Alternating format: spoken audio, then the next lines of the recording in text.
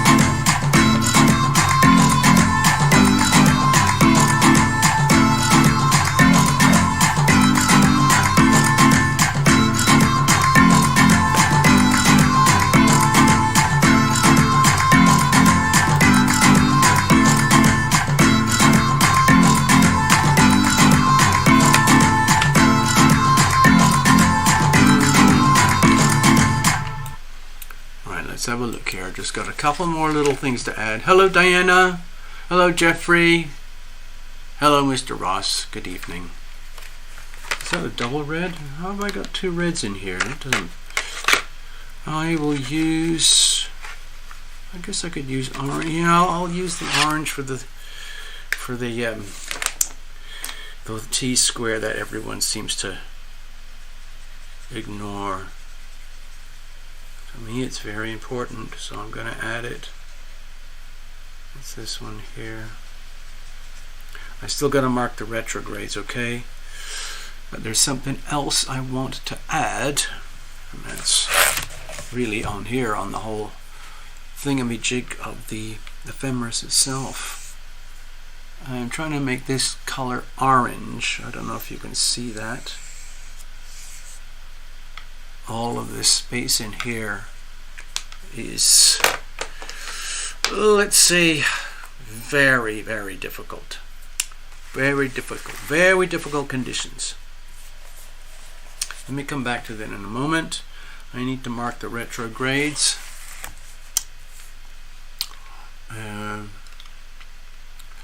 So that I get everything nice and pretty. Okay. So we have Saturn still retrograde. We already know that. We've got Jupiter still retrograde. Uranus is still retrograde. Neptune is still retrograde.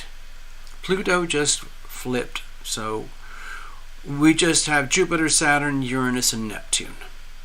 Okay, I'm not going to talk about the nodes or, you know, some of the stars and all that stuff, or Chiron. I'm not going to do that.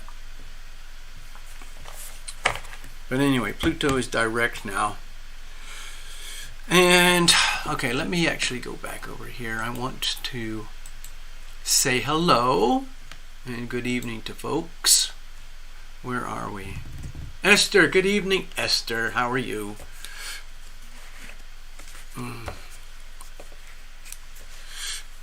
Cheers. All right. Good evening. It's TarotLumination. It's Sunday Night Live. Hello, Maria. Good evening. Thank you for dropping by. So here we are yet again, Sunday evening, just hanging out. Pluto is back with a vengeance. Pluto is direct again, and like I've been babbling for about a couple of years now, it's on these critical degrees that relate very closely to the soul of the United States. 27.5 degrees Pluto in Capricorn retrograde. Guess where we are right now. Okay, so we are dealing with an exact Pluto return that began on the 4th of July 1776. Can you imagine that? I mean, it's amazing that we can even extrapolate and think about these things and talk about them at all. I mean, back then they couldn't have mentioned this. They didn't know. I mean, they had, in terms of mythology and ancient astrologers, they knew that there was something out there. They knew that there must have been, so they had these mythological names for Uranus and Neptune and Pluto and the gods that went along with it. The god of death in the underworld and absolute power and control, yes or no, black or white, just pure power. That was Pluto. I can't remember. I don't know about the mythology, honestly. Neptune, the god of the seas, and Uranus, the god of waking up and surprises and shock and awe. Chaos, revolution. They knew there was something out there. Uranus, Neptune, and Pluto. And it's only in the last, I think, 110 years, 120 years that with the advancement in telescopes that they actually found and discovered and named Uranus, Neptune, and Pluto, and they could track it out there, and it all matched up perfectly with the mythology and the projections that the ancient astrologers had mapped out for centuries. Yeah. So here we are today, enjoying all of their homework, everything that they did in advance of us. So all we have to do is hang out here. All I have to do is look at my ephemeris. It's the same. This is the same data they use at NASA and SpaceX and Space Force to do all their projectiles and to make sure they go through the solar system safely and land where they're supposed to land, okay? Yep. Hello, Love Triber. Yep. So, ding dong. I don't know. Hey. Yeah. Pluto just went direct. So, after, 5 or 6 months of retrograde, where there was this deep, deep grinding, like earth mover, bulldozer effect, going back and forth to the very depths and the foundations of the soul of America, where the raw power lies, which is Pluto. To discover that, as you would expect with a return, like a Saturn return, everything that has basically not been integrated, has not evolved, and just is outside of our awareness, outside of our personal ownership, was revealed. And of course, it was very scary stuff.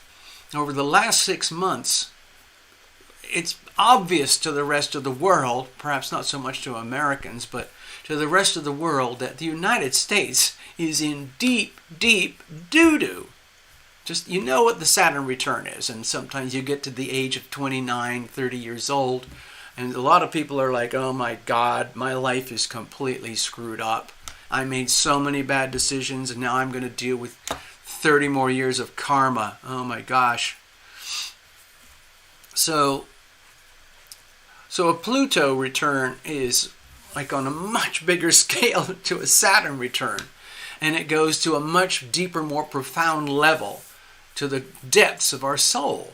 So in America, we're seeing it. We're seeing the very worst of the worst things that could possibly happen to an entity. If you think of the United States as a person, imagine you have the very same astrology. Imagine you were born on the 4th of July, 1776. Let's put it that way. Then you would have the astrology of the United States imprinted inside of you. And just imagine you are reincarnating here today as another person. And you're alive today. I'm absolutely certain that I was alive and functional around the time of 4th of July, 1776. I have a feeling I was one of those people who was very, very determined to own my freedom and give the middle finger to all the tyrants over there from the British. And it worked. And we created this thing called America that never existed before. You know, it's just a lump of land. It was full of Native Americans and people exploring. There were French and Spanish. There were all sorts of folks here, even Vikings at some point. And they were all scrambling around trying to live their lives on this territory that we now call the United States. And eventually the so-called founding fathers, the folks from, you know, basically England and Western Europe, decided enough is enough is enough. We're just going to redefine how society works for us. And instead of us being the slaves, the serfs, the sheep that are owned on a cattle farm belonging to the King of England, we're going to have our own place here. So instead of having a king or an emperor or a tyrant or a dictator, we're going to have an elected representative who works for us. We, the people. Yep. And they do our bidding, what is best for the people. We have a constitutional republic, which is, republic is a word derived from two Latin words, res, R-E-S, which means a thing, and publica means a public thing of the people. So you put it together, res publica, and you have in English it's republic, but what it means a public thing. It's a thing that belongs to we the people. And that's what we have. And the idea is that it's a community, and the community of we the people is where the power and the law and the order and the wealth and the abundance resides. And we as a collective, we as a community of organized people in highly independent republics, we elect people to work for us and do what's best for us. So it requires the United States in its constitution states very, very clearly that you have to have a soul. You have to have integrity. You have to believe and understand and accept that there is an energy, a higher power, a God, above and beyond the power of an individual human being. In other words, emperors, dictators, tyrants, they are gone. Not acceptable. We're going to put an ordinary person up there in the office. We're going to call it Washington, D.C., the White House, and whatever. And they're going to sit there for a while and do the work that needs to be done to make sure that this federation, comprised of 50 states, runs properly. The number one issue is defense and our borders, B-O-R-D-E-S. And then international trade and law and order, and maintaining an army as and when necessary. The federal government was originally supposed to be very small, very powerful, and purely focused on decision making for what happens to our federation comprised of republics.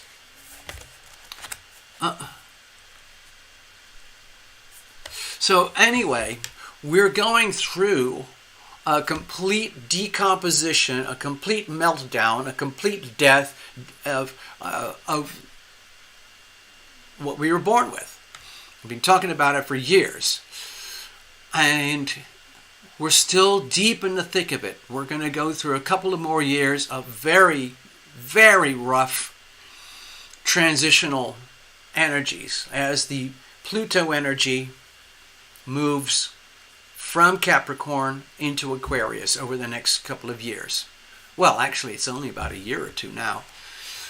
So 2024 is going to be very tumultuous for the United States, and by extension, the rest of the world, because the way the world works right now, every other population in the world is directly or indirectly correlated with the United States government, their policies, and the United States economy, the United States military, and the United States ways of life, which have now completely decomposed. It's gone from a beautiful celebration of freedom and independence for the masses, for we the people, with a handful of elected civil servants with high levels of integrity and good intention to represent us and work for us. And has completely turned around where we have a massive, bloated administration that has turned into a completely self-serving, cancerous, metastatic tumor that has spread all over the United States and outside of the United States. It's a colossal, it's like a massive weed. Weed is too nice a word, sorry. It's really like cancer. The nearest thing to it is cancer. Uncontrolled metastatic growth, and it just eats and destroys everything in its path. That's where we are right now. So we are witnessing an implosion. And out of that, it will it will decay into a pile of disconnected mush. Just like a tree that dies and falls and rots, or an animal in the forest that dies and falls and rots. And then that turns into nutrients, and up comes new life. What's that new life look like? Well, we're going to find out in the next few years. But please put it on your calendar that as we start the journey of Pluto in Aquarius, coming in the next 18 months, for sure, no going back, we're going to be dealing with the energy of revolution, upheaval, instability, the total unacceptability of tyranny, suppression that's being imposed from the top. Remember, right now we have those small, tiny number of elites at the very, very top of the pyramid of power, money, and control. You know who they are. I'm not going to say their names, but they often have 3 letters to those names. And some of them are outside of the United States. And they are not elected. They operate like a tyrannical regime. And they believe they have the right, duty, and obligation to take over the whole world and turn it into one singular tyrannical nightmare. The most powerful weapon that they have is money. And the way they are weaponizing money now, way above the weaponization of the dollar, they're creating the CBDC, Central Bank Digital Currency. It's already operational in China. And the rest of the world is modeling itself like that because a lot of the dumb people are going, oh, it sounds like a great idea. I want to keep my day job as a banker, as a politician in Belgium. Yeah, let's do it. And we'll put we the people under shackles and chains. It's going to be so much fun. In other words, in really simple terms, it's the globalized slave camp debt farm owned and operated by the elites of the elites of the elites. And the weapon of choice to keep everybody in check is the CBDC. Do your own research, okay?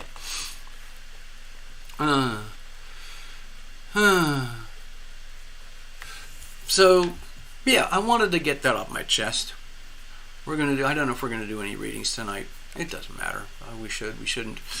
I'm a little bit burnt out. I've had to do a lot of work recently. I felt obliged because of what we're dealing with here astrologically. Let me, you know what, before we even dive into the astrodoodle, here, let me show you this. Okay, here's the astrodoodle for today. You'll notice a big pileup over here in Libra, opposing these very, very critical energies over here with the North Node in Aries and Chiron in Aries, okay? Heavily hard squared by Pluto in Capricorn. This is very deeply personal to the whole of humanity. All 8 billion people are having to deal with this incredibly painful dynamic, which I still don't see on any charts anywhere, but it's out there, believe me. So, as you know, this is like a perpetual motion machine. It just keeps whizzing around and round and round. We get these patterns, sacred geometry, and every now and again we get amazing patterns that look very magical and powerful or scary. You know, the scary ones when you see lots of red triangles or red squares. Those are the really scary ones on my channel. And when you see lots of green triangles, that's usually sweet stuff. Okay? But anyway, here's something. I've been doing some homework trying to pinpoint some calendar moments that are coming up because we've got a bunch of them, okay? Ton of them are coming up. They're very significant calendar moments over the next year or two, getting us into 2025 when things go absolutely berserk. Between now and then, we're going to have a lot of turbulence, and so I'm trying to give people some like warning signs, like landmarks. You know, when you're driving along streets, certain neighborhoods, you have those speed bumps, huge speed bumps, and they're designed to slow down traffic and stop dangerous things happening. Please consider my little mini reports as speed bump warning signs, okay? Beep, beep, beep, beep, beep. Anyway, I want to find one. I want to show you one that's coming up pretty soon. I actually mapped it out earlier today. I was doing more homework. Now don't be scared.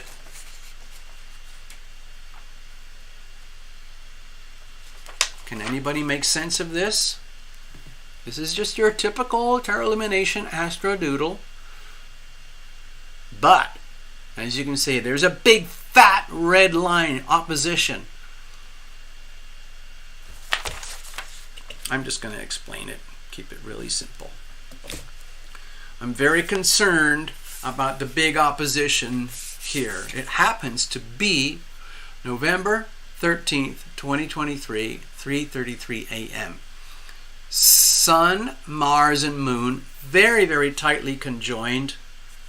I think it's around 22 degrees, Scorpio, opposing Uranus in Taurus. Okay? And that is going to hit on the global financial axis. So, this is a super hyper stressful alignment.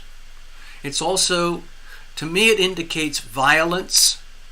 I don't see how you cannot correlate this with some kind of violent, shocking,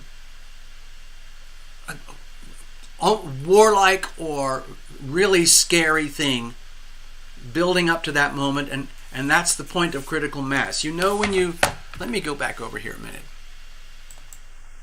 I watch a few financial channels, and they're always talking about this and that, you know, the yield curve, the bond rates, you know, inflation, deflation, money printing, and on and on and on and on and on. And it's very interesting to me, educational, and I like to share what I learn.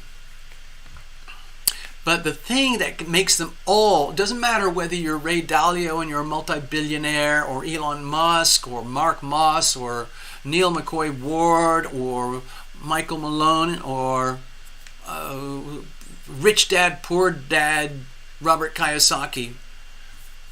They all get a little bit, well, the big question mark is timing. So they always say, I have no idea.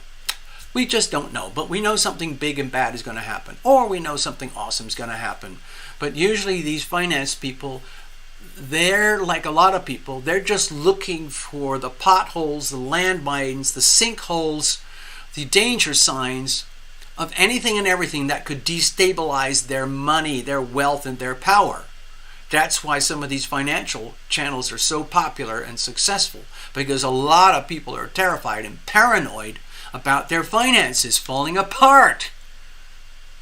You might have noticed in America, at the most simple level, we've got about a 30 to 40% inflation in food, okay? Gasoline is almost doubled. And the value of your dollar has gone like this. So what does that equal? Poverty.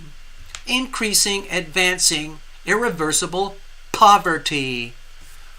Now, I would love to point a finger and blame, and it goes to a 3-letter word. Well, there's a team of them actually. There's the FED, and there's the Treasury. I think that's an okay word to use. And there's also the current administration. Those are okay words to use. But you combine all that as a trio, and they are the perpetrators of the money scam, the CBDCs, the FedNows, the money printing, the interest rates, and effectively what translates to you and me as inflation, which is a very, very subtle, very powerful form of theft, a form of extracting value from you, the people, and putting it into their pockets. They take the real sweat of us and put it back into their pockets. And then they look at you and kind of go, you're so effing stupid that you play along with this the whole time. But guess what? People around the world are starting to figure this out. They're starting to realize that it's a massive scam. It's a criminal scam operation, and people are sick of it. So, back to the timing word. I look for sacred geometry, little signals and stuff where, I see patterns like, uh-oh, there's a big fat opposition. Oh, there's a big fat red T-square. Uh-oh. Something like that. A grand cross. Oh, no. Something like that. And we have one. And it's November 13th, 2023, 3:33 a.m. Okay? I don't know what's going to happen, but I see trouble. Big, big trouble.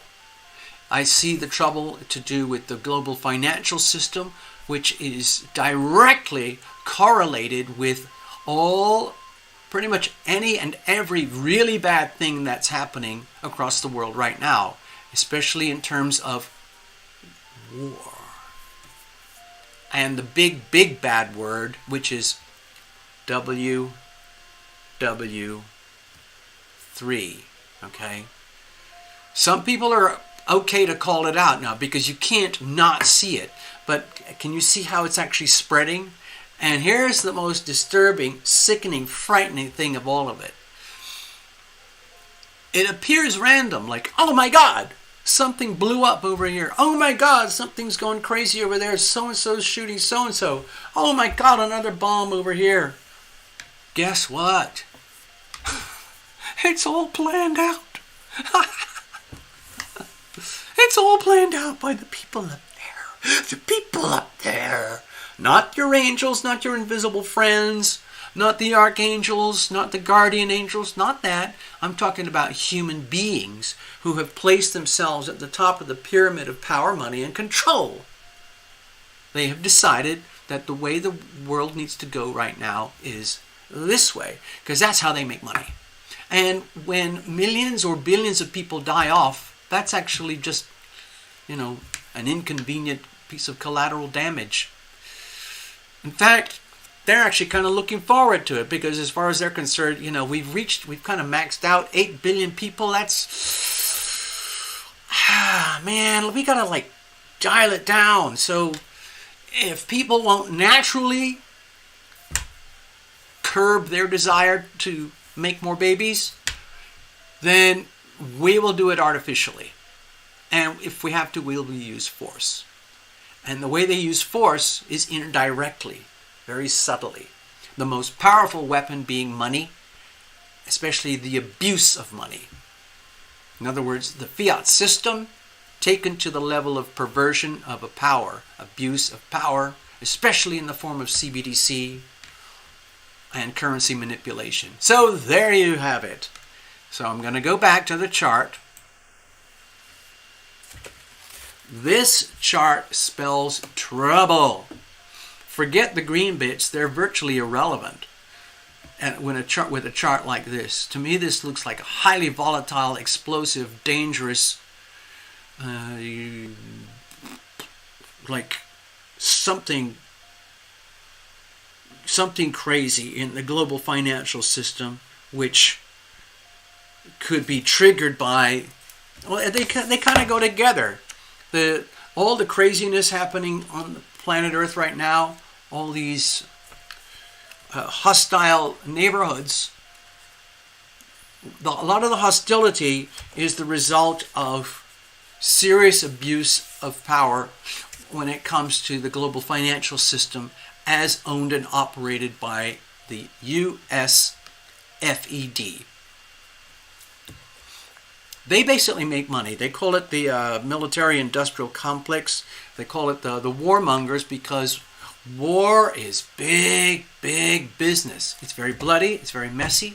But the way the banks work is they fund both sides of the war. Just look what happened back in, 1913 when the United States Fed was born, and they gave themselves astronomical power, and they basically, at that point, they owned the U.S. federal government. And the U.S. federal government effectively now works for the U.S. FED. So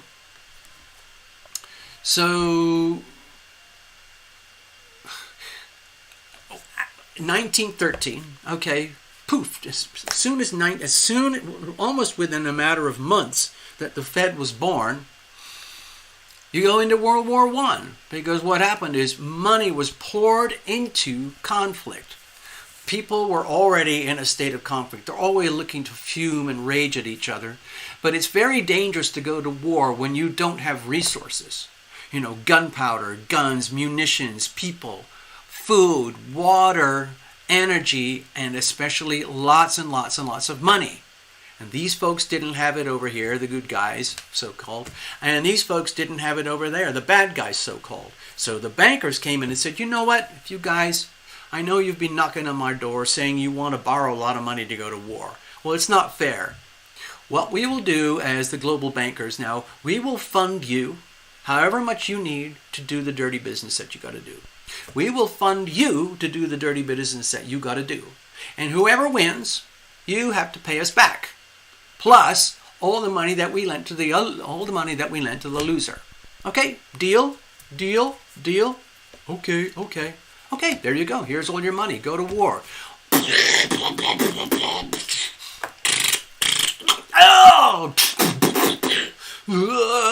Okay, and then it stops. 4 years later, carnage. But tons of money that goes to the very top of the pyramids of power. Isn't that amazing how it all works? And then they thought, wow, that worked really well. So let's give it a rest, and give the world a chance to recover, and then we'll repeat the process, and kaboom, 1939. That was 6 years.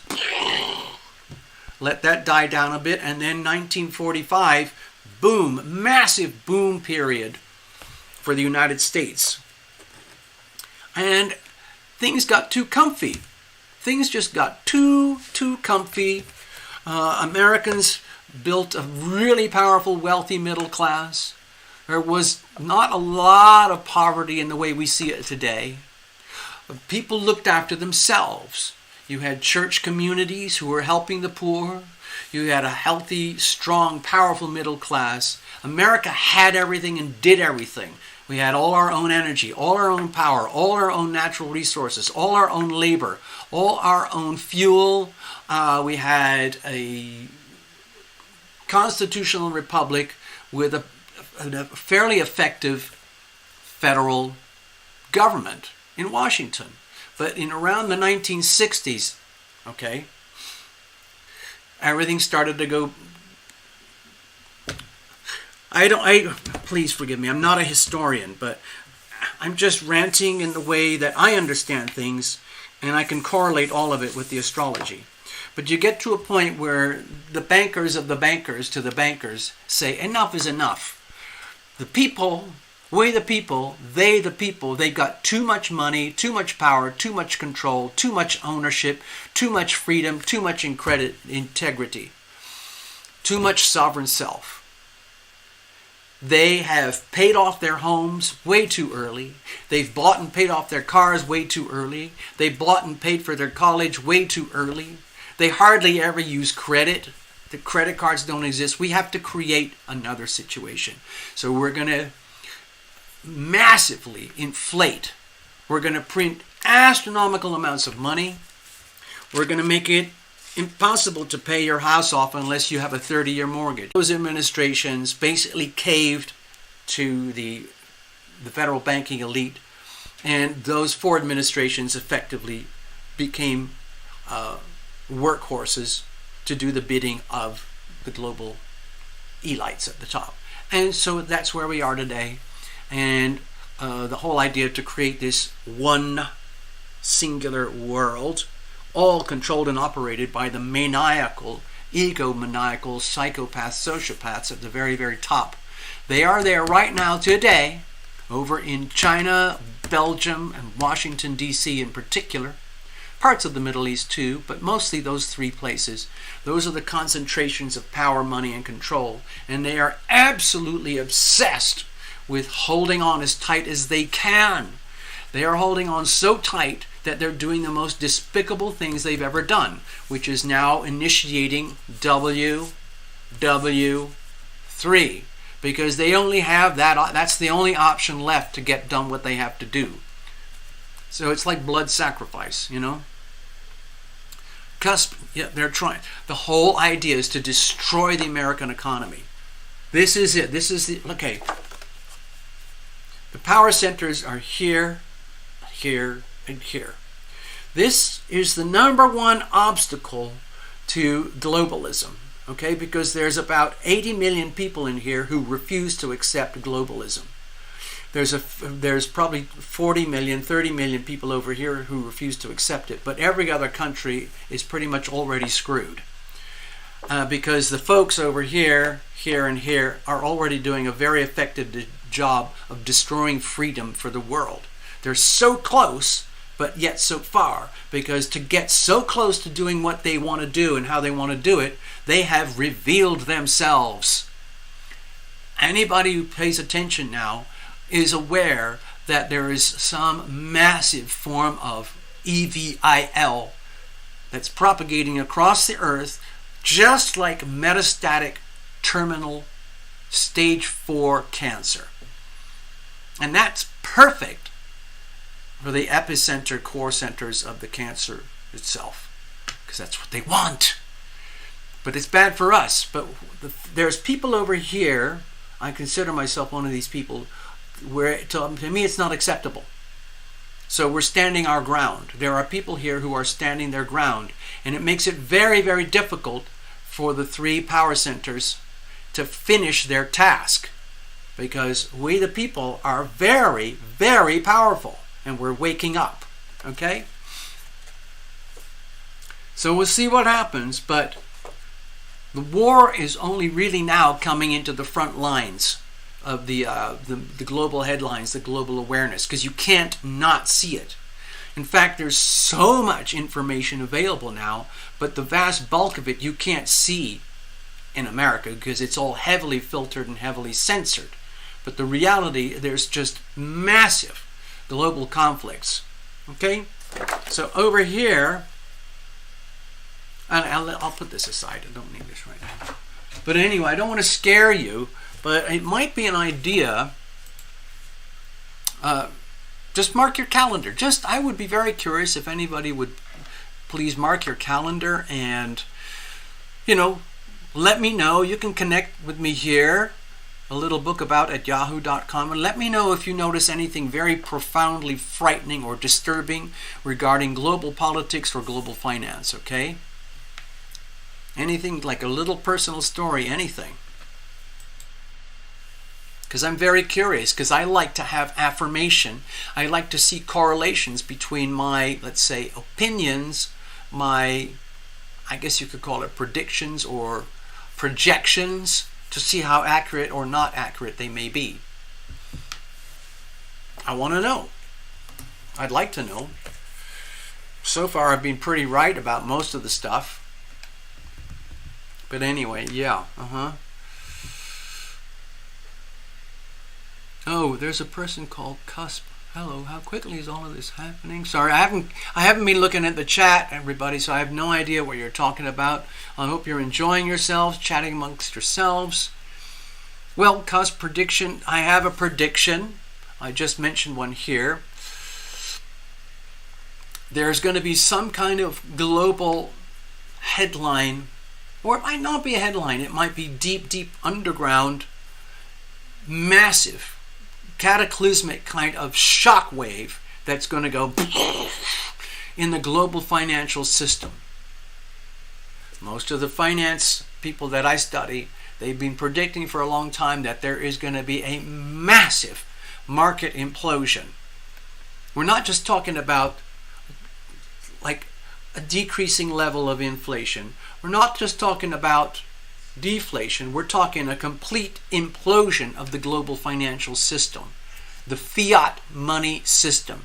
The system of fake money. The system of printed money. The system of making these beautifully ornate pieces of paper that we are told have immense value. But it's only what we believe it to be. But the people who make that stuff, the people who print it and issue that stuff, they can do it to infinity, and they do it by decree. In other words, money is what we believe it to be. Money is a belief system. Look at the second house, Taurus, okay? Money is a belief system. And we have been conditioned to believe that these little paper tokens and the digital version of those paper tokens is what you call money.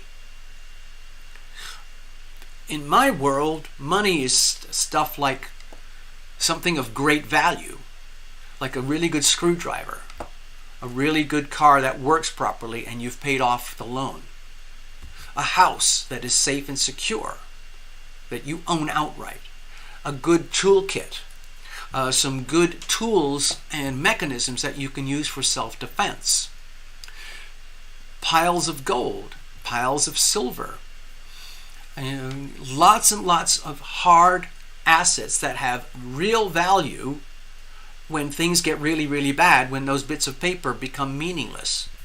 All you have to do is look at Argentina, Venezuela, Zimbabwe, Lebanon, Turkey, Sri Lanka, a bunch of other places recently, Sierra Leone, anyway, where their currency went from here to here because they play the game of fake money, and they play it foolishly, thinking they can do it forever until it doesn't work anymore. So hold on, give me a second, folks. I got to check something here. So I'm going to go over. All right, so I'd like you to ponder this chart. 13th of November. We got a little bit of time to get there. We'll have a few hangouts before that actually happens. But I'm just giving you a heads up right now because it's really not very far away at all. Okay? And you kind of want to stay ahead of these issues so that you don't become a piece of like financial roadkill, you know. I certainly don't. That's why I kind of do these advanced, intelligence type research types of things, so that I don't personally become a piece of roadkill. I don't want to be roadkill, financial roadkill, any kind of roadkill. Yes, NT. Yeah, I got it. I see it. Looks like you did a double duty. You didn't. I don't know if you had wanted to or not. Anyway. So anyway, what I'd like to do is, well, I don't know if we're going to actually get to a reading tonight. We're going to do a reading for Necessary Truth. Okay, so we got that. But thank you all for listening. Gosh, I've been going on a long time, but this is important stuff. What do you do to avoid roadkill? Ha, that's a good one. Thank you, Esther. Well, you only do what you can. One thing I do sometimes is I watch prepper channels so I can educate myself on prepping. And luckily I have a dear friend who is a prepper. And in the basic way, a prepper has, like in the United States, if you're fortunate enough, if you've got, like the most important prepping is, start from the very top, air. You need breathable air. Because you can only last, 5 minutes, 10 minutes without air, oxygen. So number one is air. Number two is water. You can only last, and it has to be clean water. You can only last, 5 days without water before your organs implode or something. And then, of course, you need food. Food, you can go for a couple of weeks without food before you really get in trouble. You need shelter, okay? You need defense, okay? Those are the primal things. Air, water, food, shelter, defense. Next layers would be community of trustworthy people who align with your views and your beliefs, that you are interested in keeping your life journey going, and you don't want to be a random piece of roadkill because of the behavior of certain very powerful, wealthy people over whom we have absolutely no control. There's an expression, know your enemy. I study my enemy pretty well because I want to know what they're up to, what they're doing, how they do it, why they do it, where they do it, who they do it to, when they do it. Okay? So then I'm less likely to be a piece of roadkill. When they zig, I zag. When they zag, I zig. So I'm basically trying to stay out of trouble. But if trouble comes to me to the point where it's very hard to zag or zig, then I'm going to make sure I have air, a lot of emergency water, a lot of emergency food, a very secure shelter, and plenty of ways to protect myself with very powerful tools. And then surround myself with a very small community of like-minded people who also are very unwilling to be roadkill. I align with the freedom movement. I align with people who want to make this country awesome again. I align with people who want to reconstitute the Constitution. I align with people who want freedom of expression. In other words, the First Amendment in America. I align with people who believe in the Second Amendment, which is there to protect the First Amendment. And all the rest of the amendments that have given the people in this place called America so much over the last 250 years. Now remember, there was a whole pile of American history before America was America. There were a lot of people here just squirreling around doing all their things with each other, but things were formalized on 4th of July, 1776. And here we are, exactly one Pluto cycle later. I don't want to pin an exact day because I've tried to do that multiple times, and it's difficult because Pluto has retrograded and gone direct several times over the exact 27.5 degree Capricorn point. So it's a very, very wide margin, a couple of years here and there. The orb of influence, okay, let's call it that way. The orb of influence of the 27.5 degree Capricorn mark for Pluto. Anyway, so There's probably all sorts of other dates out there that could be highly combustible, or where you might want to be aware so that you don't become roadkill.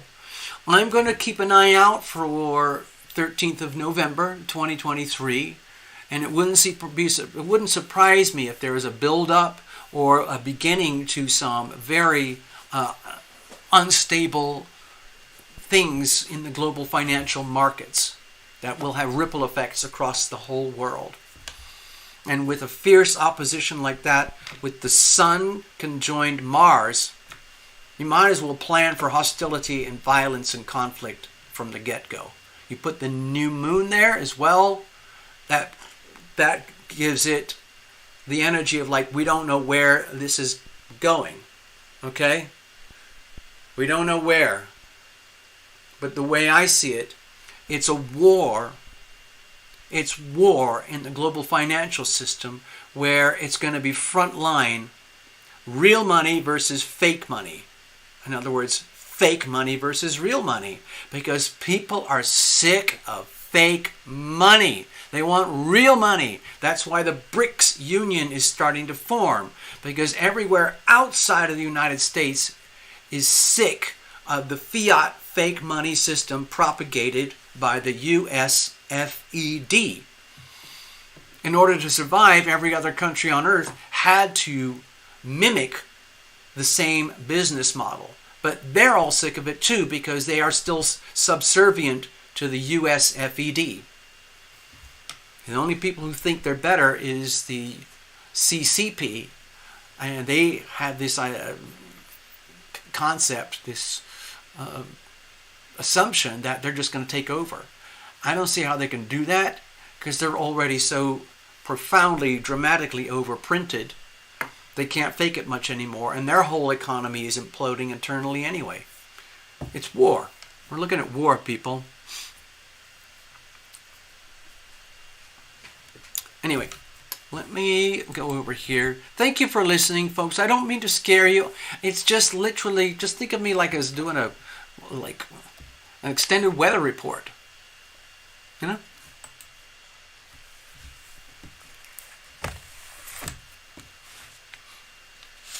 By the way, I noticed that Love Triber is here tonight. And you know how I do all of these, astrodoodles, and it's all very precise. All of this stuff is extreme precision. Well, there's another form of cartomancy, cards. I do tarot cards, but there's another form that involves Las Vegas gambling playing cards. And Love Triber is very good at that stuff. So if anyone's interested, get in touch, let me know, and I'll hook you guys up, okay?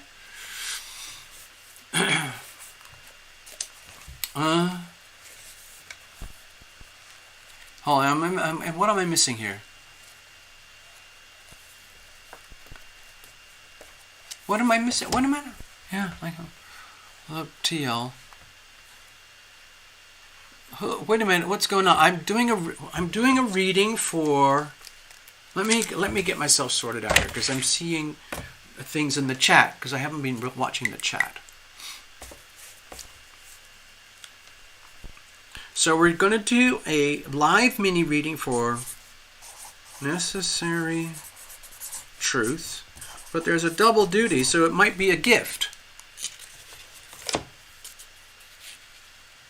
Forward and go back to today's Astrodoodle. All right, let's have a look. So, I'll put this over here. I've got water. I've got a little bit of water here. This will work.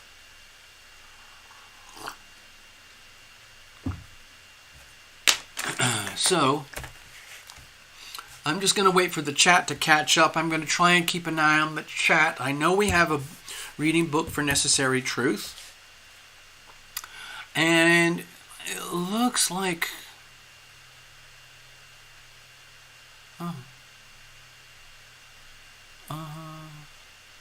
what am I missing here? Cusp. Oh, it says here, I don't want a reading. I'm just here for the mundane astrology.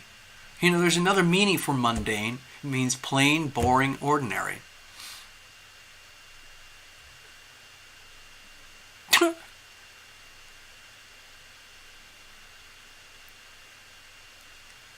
Okay. Someone else can have his guys. Okay, well, let me go over here for a second. I got to catch up. Tina, yay! Of course you can. Yes, Tina.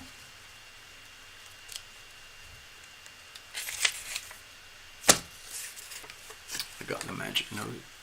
It's here already. Ready to go.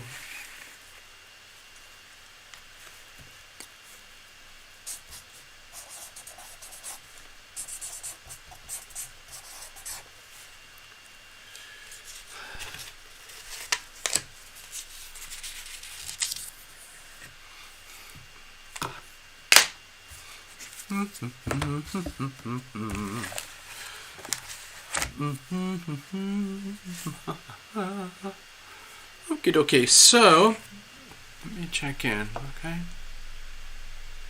A lot of stuff happening tomorrow. Tomorrow is Monday. I have a big day tomorrow as well. So, all right, so we're going to do a live tarot mini reading. Hey, Cusp, I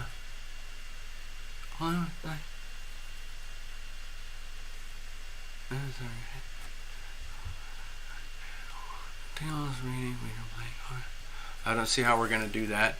That's a whole separate world. The whole Love Triber has her own world where she does these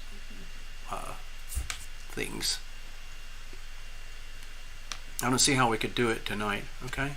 But anyway, it's something we can follow up on. If anybody wants to get a reading with Love Triber using the cartomancy system, just let me know, all right? All right, so...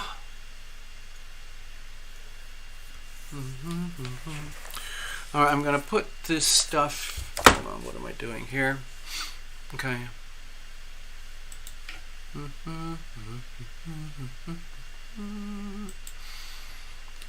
All right, so let's tuck this all away. I will probably bring up the Astrodoodle during the reading. It often happens where we have to do a reference to the Astrodoodle anyway. But for now, I'm just going to set all that stuff aside. And we'll clear the decks so that we can actually do the live mini reading. I'll put this, tuck this away over here. Let's get rolling.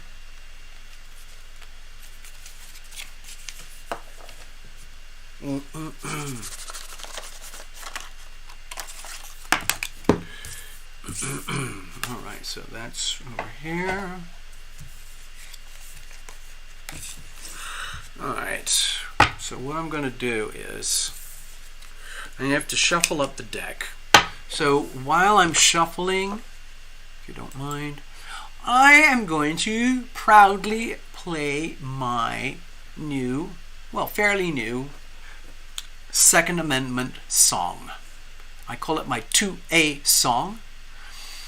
And it's my little rant about the First and Second Amendment and how I'm very keen to protect it. So let me see if I can sort that out for you while I shuffle over here so you can enjoy the minstrel sounds of TarotLumination doing TarotLumination stuff. It's very crude. Most of you have heard the song before. It's just a very rough acoustic recording, me and my guitar, that's it. But you get the basics. Just use your imagination to fill in the band in the background, okay? To a song. It's from TarotLumination. It's pretty rough, but I hope you get something out of it. Yeah, here we go. It's a slow waltz. 1, 2, 3, 1, 2, 3. When will I stop being censored? All I'm doing is speaking the truth. Instead I'm labeled as a domestic terrorist, extremist with a short fuse. The fake news just lies and suppresses. The Marxists are writing the scripts. The unaware masses get led to their slaughter while patriots try to resist. you can't take me down and you can't shut me up. I got the First Amendment by right. And if the first one is threatened, I've still got the second. I won't go down without a fight. Yes, we still have our sweet Constitution, but it's severely being abused. Our only solution is a new revolution to take back what belongs to you and me. I'm sick of the perverts and pedos trying to normalize child sacrifice. They revel in evil and their satanic rituals packaged in their delicious lies. No, you can't take me down and you can't shut me up. I got the First Amendment by right. And if the first one is threatened, I've still got the second. I won't go down without a fight. It all began way back on 4th of July in 1776. The founders and fighters gave their lives for our freedom. I don't want to live through that again. You see, I'm recalling a past life from that exact time.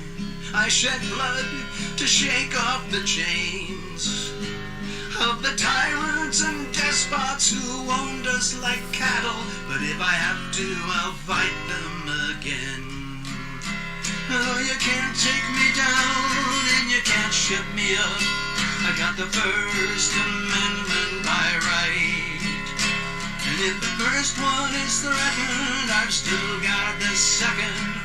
I won't go down without a fight. No, you can't take us down and you can't shut us up. We got the First Amendment by right.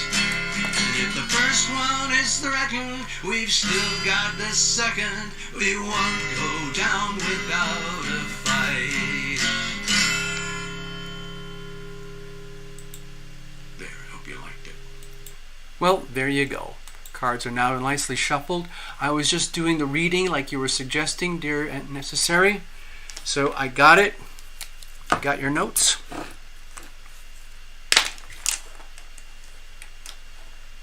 So let's have a look what's going on here.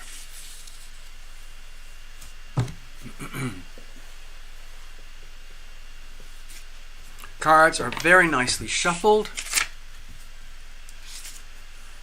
So let's see what's going on regarding the situation, regarding remodeling. Okay, I'll just call it remodeling. How about that? Remodeling the home.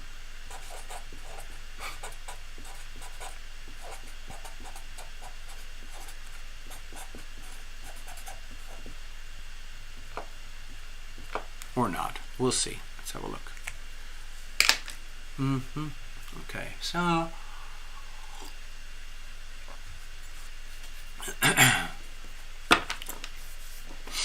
right, I'll catch up in just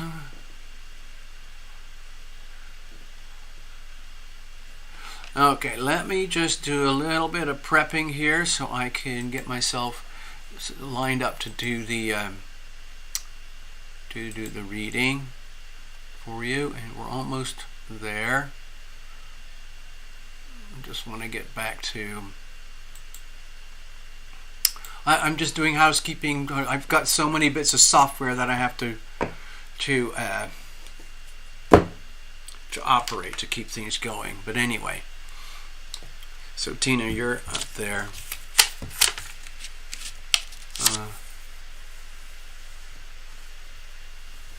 Got it. I got it. Don't worry, I got it. I got the text.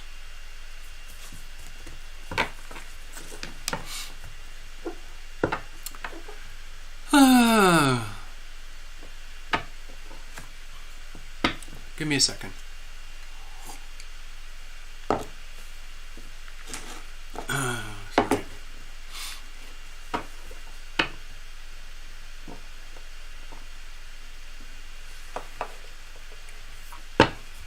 Yeah, remodeling can be a nightmare. All right, let's do one last little shuffle. Let's bless this deck, bless every single card. No reversals. Let's respect the artist.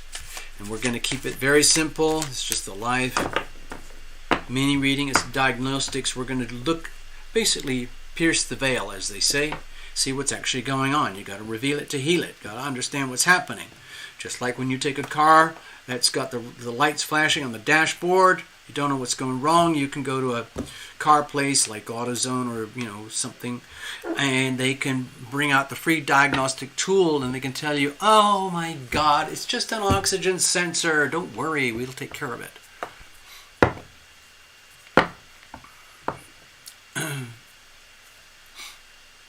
Love Triber is at it.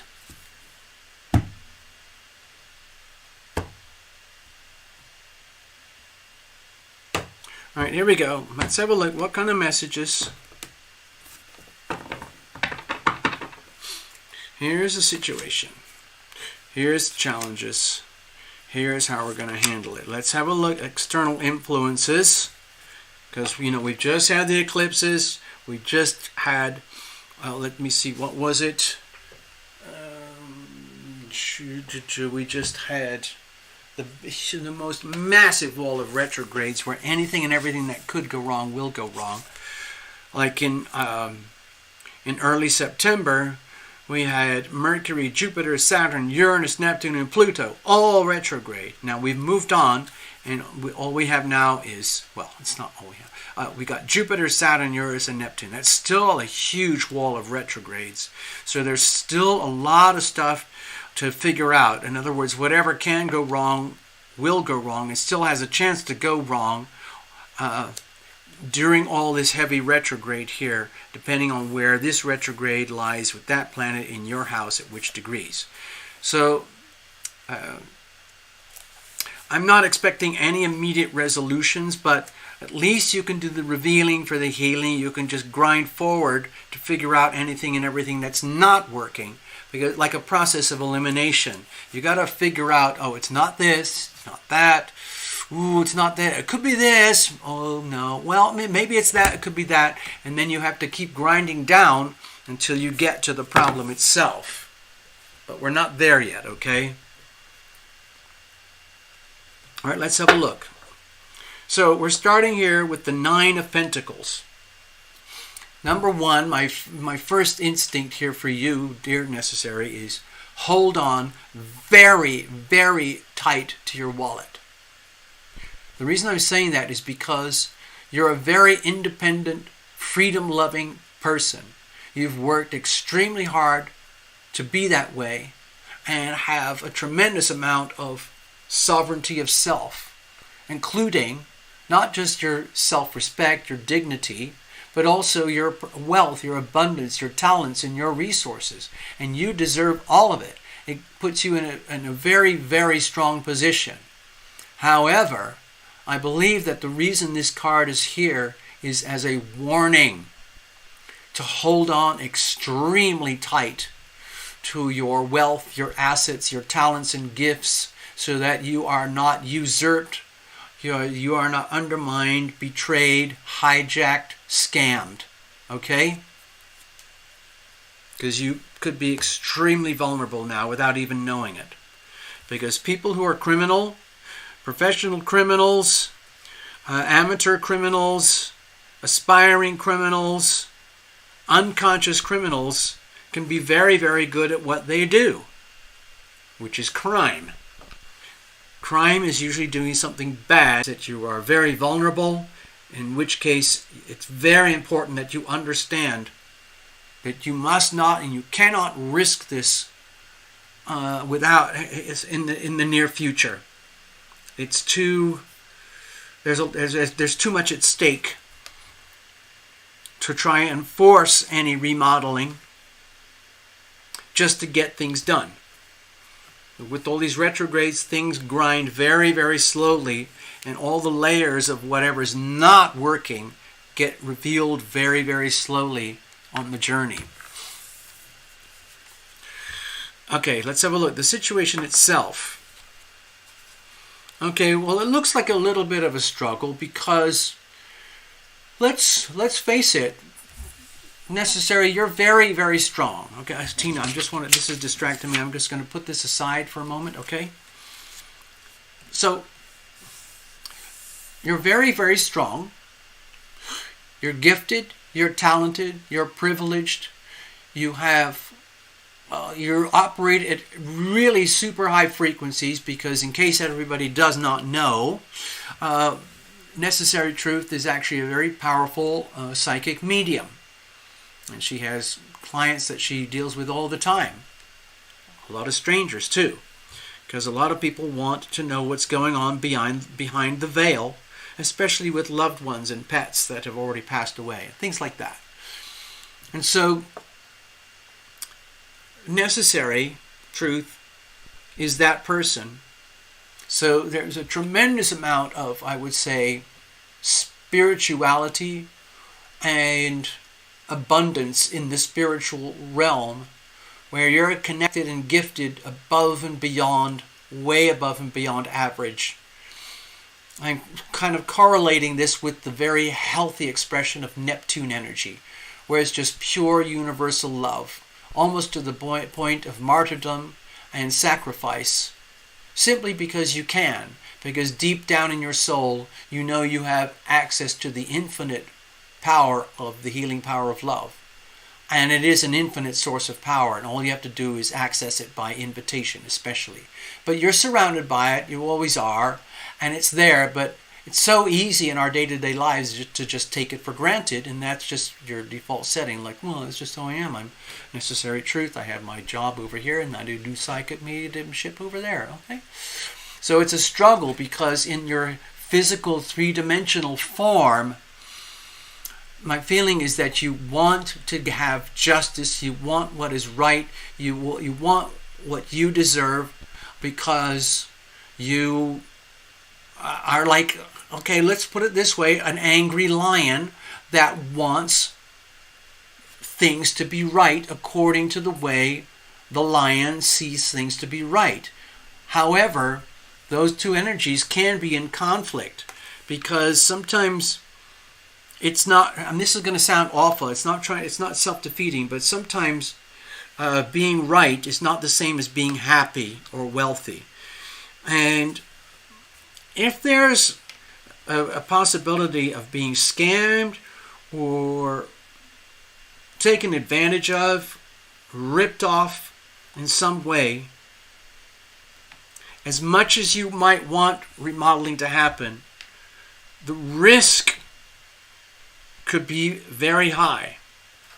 So with the Strength card here, the desire for, let's say, making things right and just according to the way things work in our beautiful, amazing three-dimensional world, it's a different storyline compared to what's happening up there in the heavens in the great beyond. And it's very frustrating, I would imagine, for you because you're living in both worlds simultaneously. Sometimes it's very, very difficult for the truly gifted psychic mediums and the people who deal with remote energy healing to operate effectively in this three-dimensional world.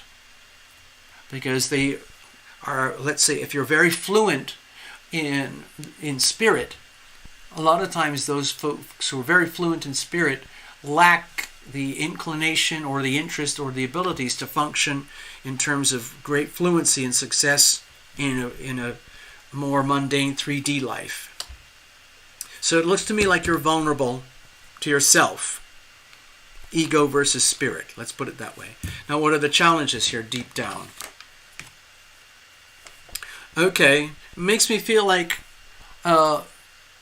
your awesomeness, your natural beauty and abundance, your natural womanhood, your natural sovereign self, your natural loving self, which would be just infinite abundance as imagine the Empress as like an aura, okay? Like the aura of the Empress. It's like infinite generosity, kindness, abundance, and happiness. And it's very hard earned.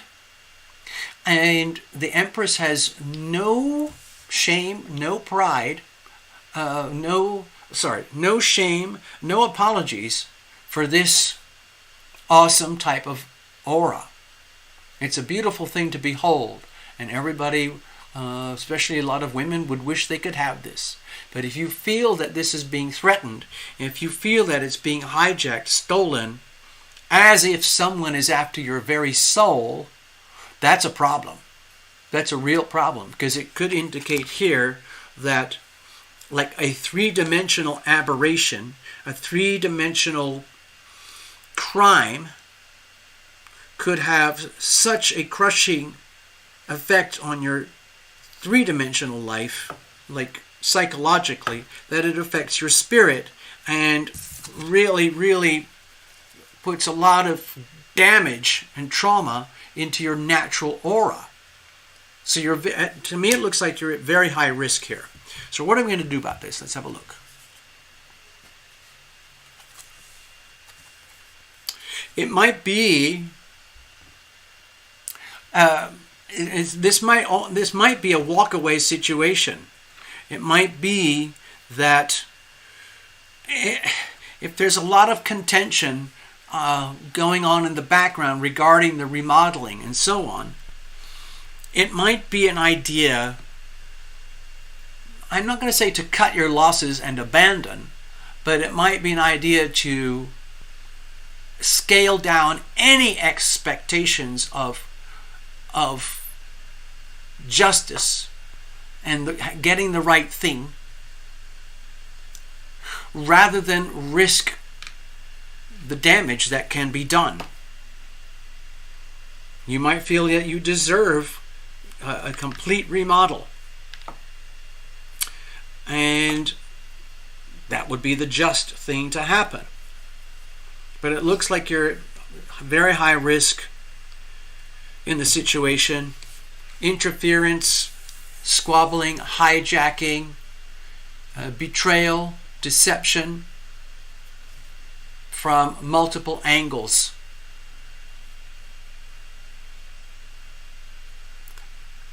Know your enemy. And this is an indication that you're dealing with perhaps multiple enemies that really don't have your best interests at stake.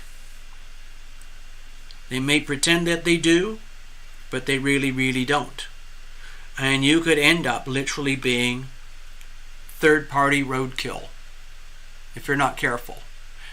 But when you know this in advance, if you're seeing red alerts flashing on the dashboard of your life as you're driving through life, if you're seeing red lights flashing regarding the situation, you're still in control. You can either continue to drive while the red lights are flashing, or you can pause for a while and dig a little bit deeper into the soul aspect, where to find out if, who, what, when, why, where, and how the remodeling situation could go wrong.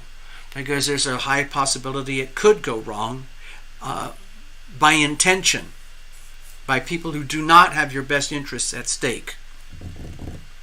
And then you would end up being a roadkill. And then the beautiful aura the fear of losing this beautiful aura energy would be,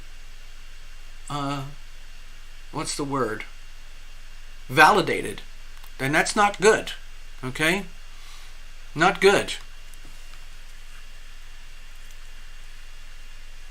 So let's just leave it like that. I don't want to scare you, okay? To me, it feels like the really tricky part is understanding and accepting how nasty that people can be.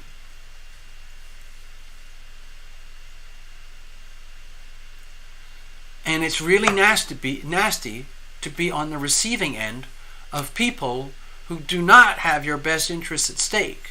They might present themselves as this way when in fact they're that way. And their core intention, whether they like it or know it or not, is betrayal, deception, lies, theft, abuse.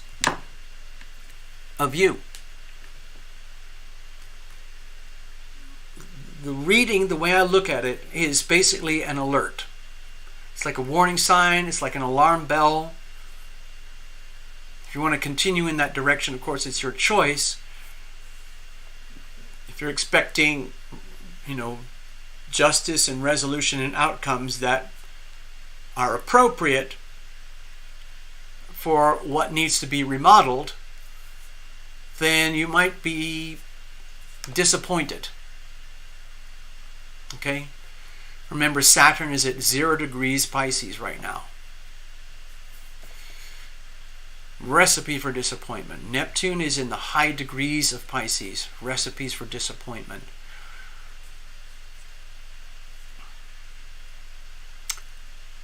So, move forward with caution.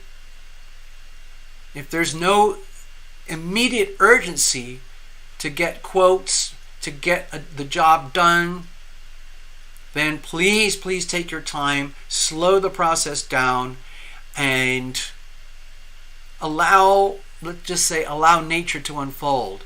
Like if there is a deliberate intention of betrayal, deception, lies, and theft, allow it to have the chance to come forward and be verified, so that you can think back to tonight in this situation where, like, wow, it really is that potentially, you got to be careful. So right now I would take my foot off the throttle. I would be very cautious, proceed very slowly.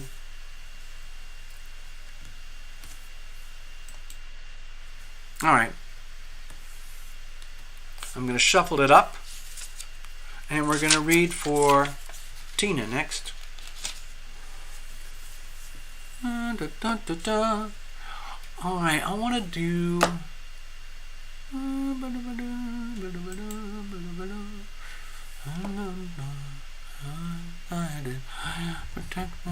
You know what? I'll do a TarotLumination song. I think I'll do I Am Guided, I Am Protected. This was for you, necessary truth. So to understand that you are guided and you are protected, you are awesome and you deserve awesomeness, and you don't want to mess with your natural aura. Okay? And you're in a scary situation. So let's play the song, and this will give you a little bit of hope. Okay?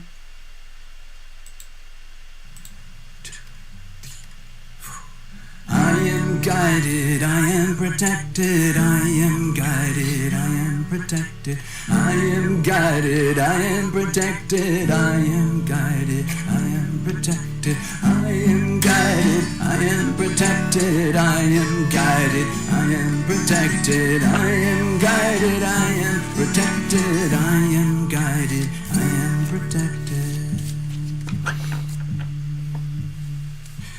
When the light of hope it fades, when all faith is blown away, when all sense of trust goes down, when a smile turns into frown, when it feels there's no relief, nothing in which to believe, desperate in woe and grief, angels come reminding me, I am guided, I am protected, I am guided, I am protected, I am guided, I am protected, I am guided, I am protected, I am guided, I am protected, I am guided, I am protected, I am guided, I am protected, I am guided, I am protected.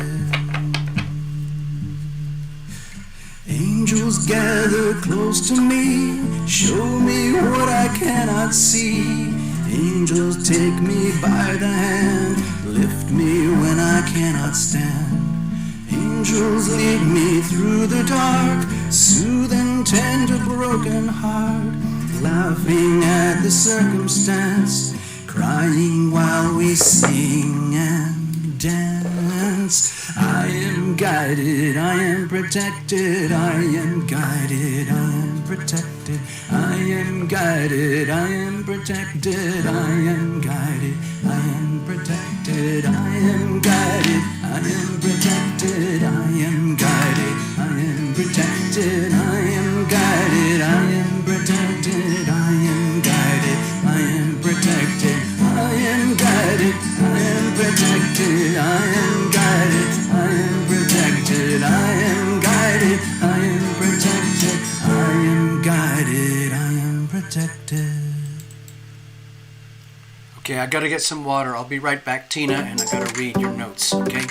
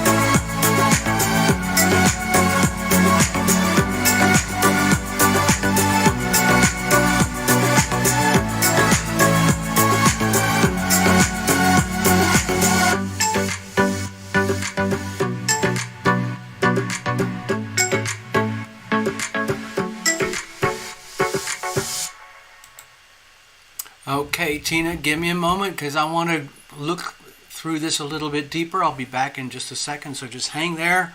I'm doing what you suggested.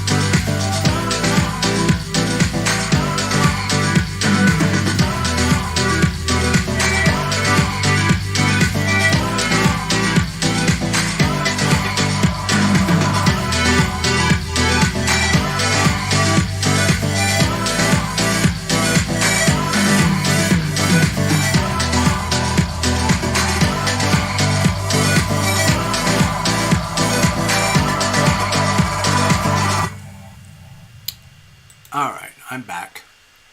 So, give me a second here. Hi, Tina. Yes, I did my homework as you suggested. I see the property, and I saw the notes. This is very, very exciting. It's a bit of a surprise, but it's also very exciting. I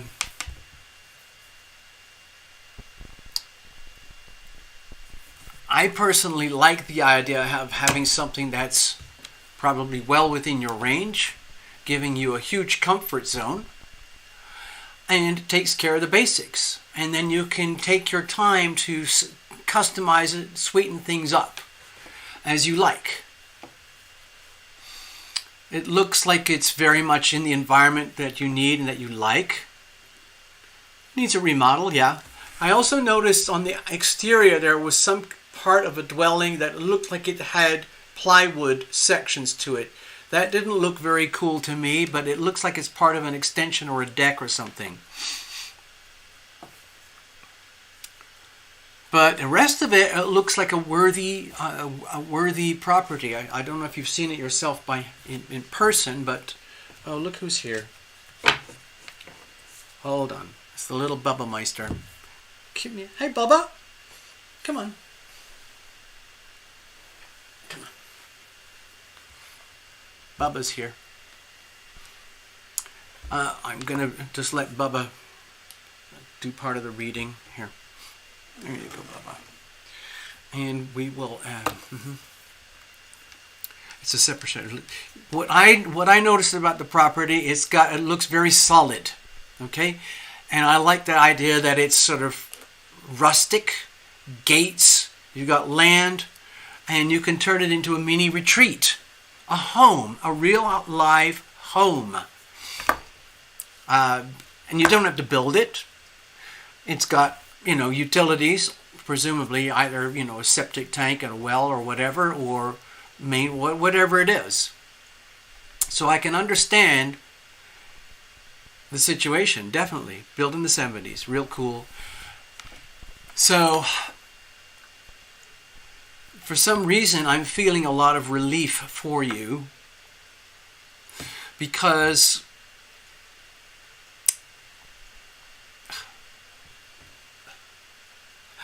I fell in love with your dream. The planning and the modeling for that home is just beautiful for your original intentions. On the other hand, there's the whole lifestyle package deal that goes with it, which requires you having to stay in a work situation where you have not been happy. And so things might change a little bit. Classic New Mexico adobe. Excellent. 1/2 acre. That's serious. That's a big chunk. Okay, that's plenty. You can do chickens and goats and dogs. Plenty of room for the dogs. Just have to make sure the fences are secure and safe and all of that. You can get security. You can get, proper security, solar, whatever you want to do. But you can do it in your own sweet time, one little project at a time. Anyway, let's get on with your reading. This is very exciting. So I guess the viewers have figured out by now, you have put an offer on a home somewhere near Albuquerque, I believe, where you may or may not have to bother with work anymore. For example, I was talking with... Anyway, give me a second here. I want to double check something. Stay there, Tina.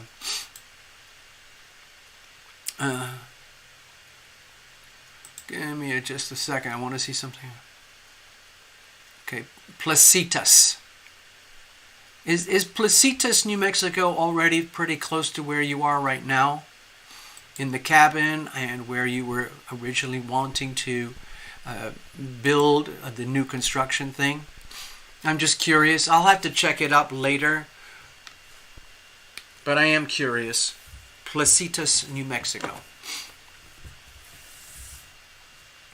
For some reason, I'm feeling tremendous relief in here.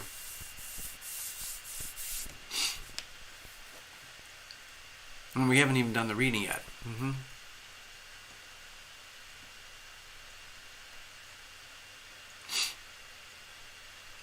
See, you've already got great connections. I think...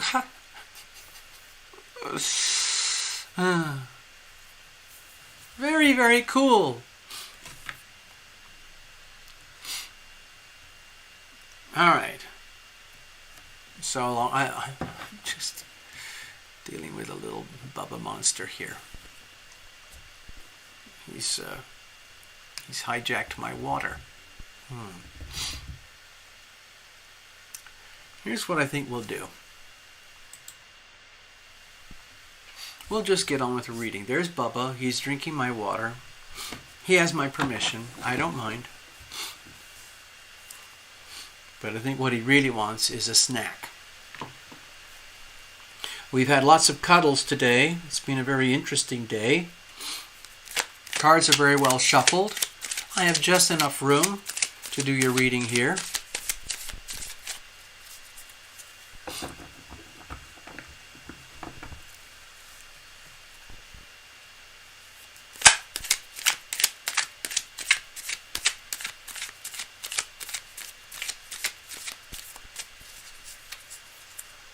So that's a nice easy commute. Not too bad.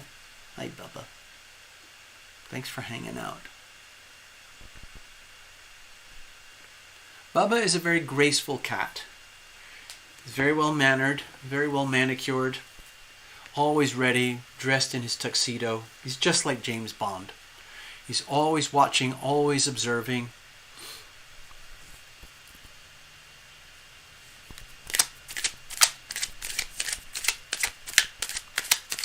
All right, let's see what's going on here. So, what's the situation here? What kind of reading, what kind of messages do we have here for Tina tonight regarding the property in Placitas? Let's have a look. That seems to be the storyline. Very interesting theme on real estate this evening, folks. Two very important readings regarding real estate. Oh, hi, Bubba. Don't worry, I'm going to get you a snack soon, okay? All righty. Thanks for visiting. All right. One last little mini shuffle. I'll be right there, Bubba. Don't you worry. Take care, Jeffrey. Thanks for hanging in, and good luck. You said it's in 10 days. The test is in 10 days, right? Wow.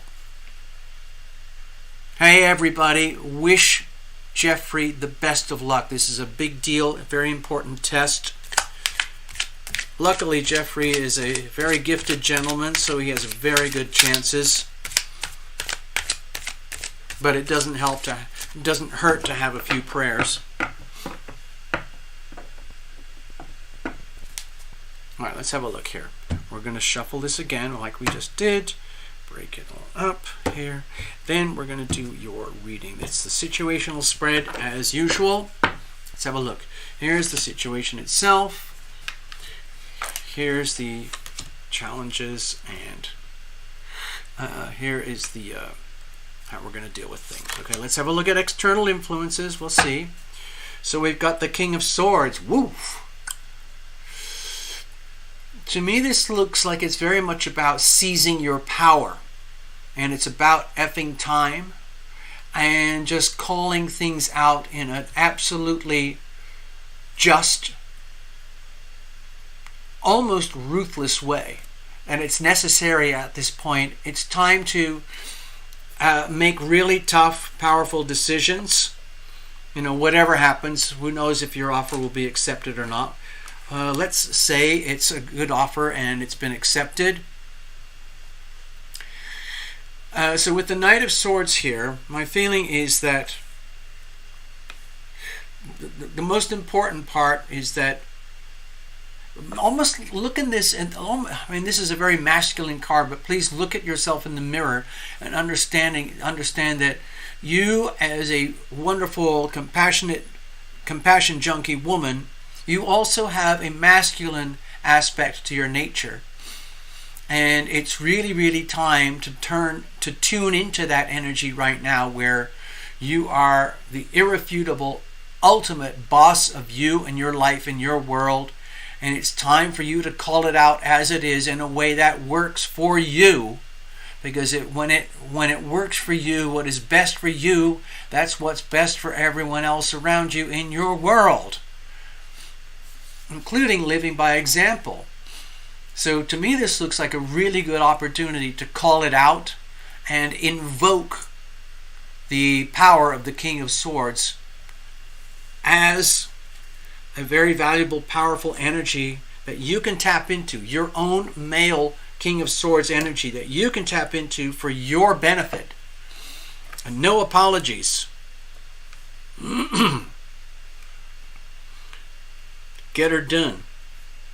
To get things done, to do what is right, to do what is just. Basically dealing with hard facts of reality, like the money, the location, health, environment, all of those things. It all has to mix in such a way that it works so that you can make a decision. You've already made the decision. You put an offer in. So let's see what happens. Okay. Here's the situation. Okay, this looks very exciting to me because you don't know where it's going to go. Let's say the offer is rejected. What happens then? Ooh, my God, I don't know. Do you up the offer? I don't know.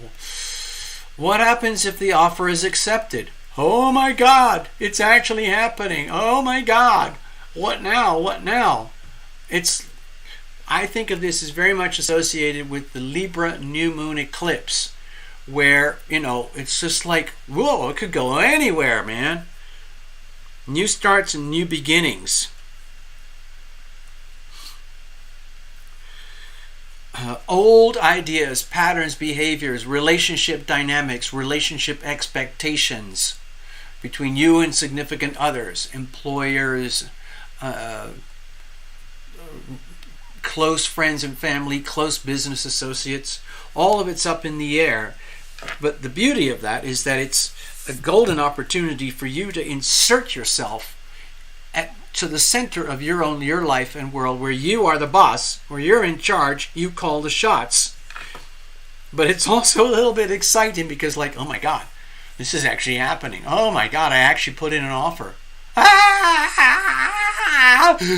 What happens if they accept? Oh my God, that means I've actually bought it. I'm going to buy. Oh wow. What happens if they don't accept? Oh, I don't know. What do I do now? All right, let's have a look. What's the problem here? You bid over. Wow. Okay. Let's have a look.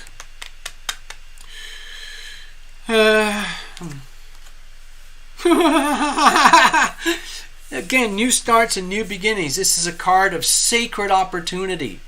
Really exciting, really, really powerful opportunity. But again, it's in a position of like, fear. Like, is this going to happen or not? Like, if it doesn't happen, does it mean it's the end of the world and this wonderful little gem of an opportunity is gone and lost forever? Oh no, oh no, oh no. But what happens if it does work out and I start a whole new life that I really wasn't planning or expecting a few weeks or a few months ago, based around this new opportunity, new start, new beginning with this new piece of property? Oh no, oh no, oh no. Either way, it's scary. It's almost like fear of the unknown, fear of the excitement, fear of the thrill. Like you just signed up for something. You actually put in an offer. You said, I want to do this. You offered over. And then all of a sudden you're looking at yourself in the mirror. Oh my God, I actually did it. I'm the boss here. I'm calling it out, but I'm looking in the mirror like, oh my God, what have I done? Have I pressed the magic button for new starts and new beginnings, and now I have to deal with it? What does that look like? I don't know. Okay, let's calm down. Calm down. How are we going to handle this moving forward? Chill, baby. Just chill. Let it happen. Let it take. It's time for you. Like, look at it this way, Tina. It's been a historical journey to get you to this point, because you've been with this channel almost since the beginning. It's been years, and you've had some extremely turbulent, bumpy episodes, like really big chapters in your life. Some of them being very painful, some of them less painful, in fact more fun. But let's talk about the power of now. This is your life right now. We just started with this brand new Libra new moon eclipse right now. Pluto is direct right now. It's a massive, deep, slow surge of energy moving forward. There's still a lot of retrogrades to deal with. Maybe that's to do with remodeling and so on. Let's say the offer is accepted. Cool. Let's say it's not accepted. Well, what do you do then? You just deal with it. Figure it out from there.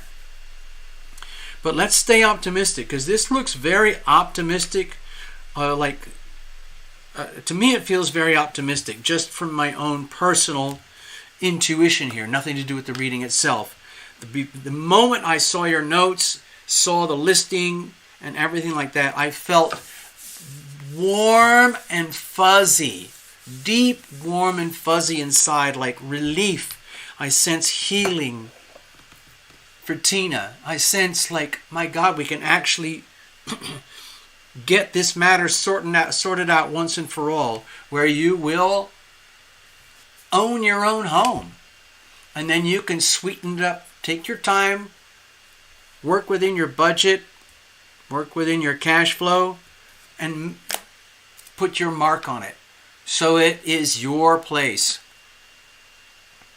So Tina's saying there's work stuff happening too.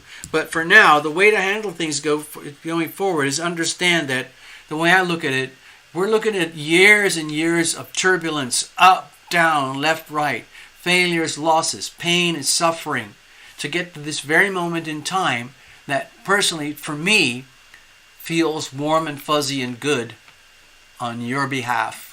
And so you deserve, like you've done it. You've made your statement. You've made your offer. You put it in. Where does that lead? Oh my God, oh my God, oh my God. Yes or no, in, out, or out. We don't know.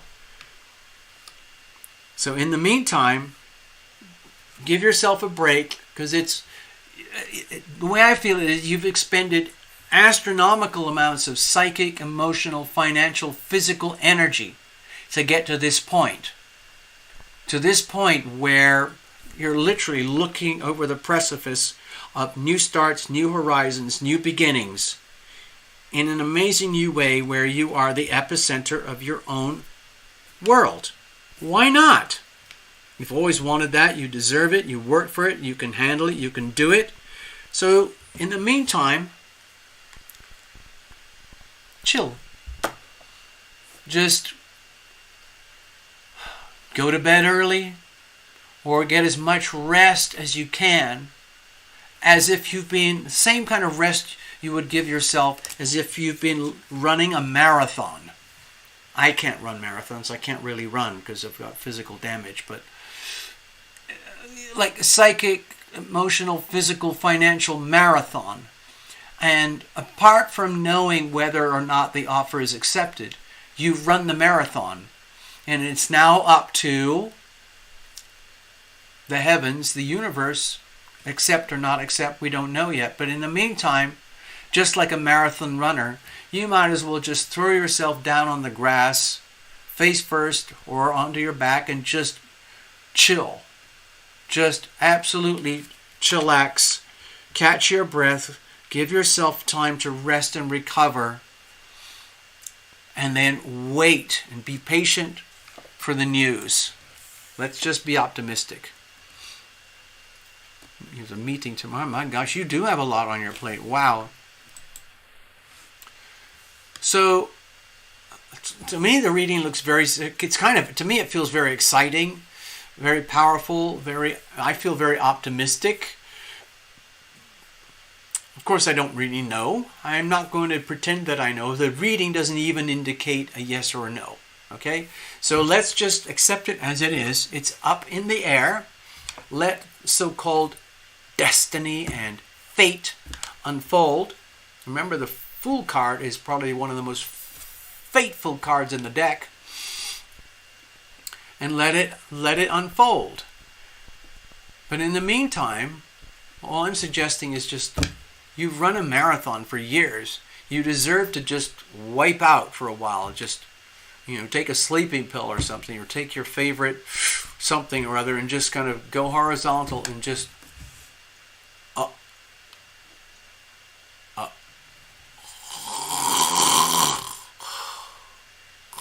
If you can afford to do that, just do it. And then face tomorrow when it comes. Well rested. In fact, you probably deserve a week of sleep. Okay?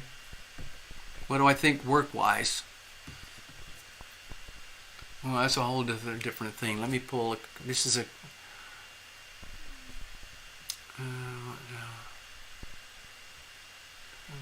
work meeting. Are you still doing readings? Fluffles, do you have time for one?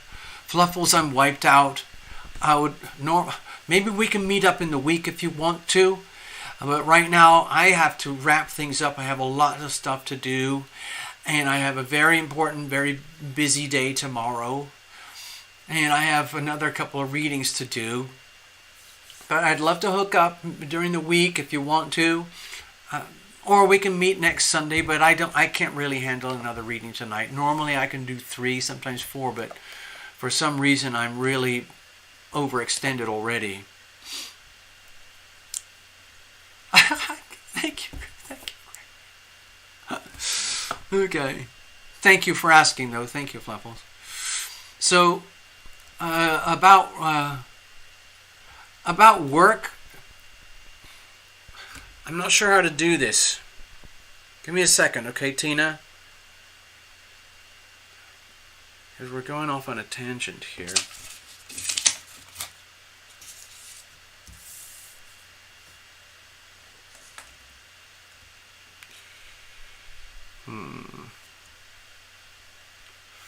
Fluid. You know what I'm going to do? I'm going to pull from here.